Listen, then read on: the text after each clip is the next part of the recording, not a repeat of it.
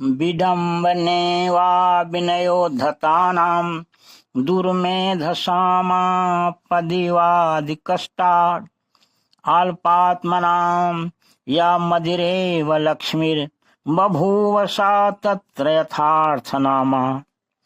जब यह भगवान बोधिसत्व ही थे तो अनंत काल के अभ्यास से उपार्जित पुण्य राशि के प्रताप से एक बार दैवी संपदा युक्त शिवियों के राजा हुए।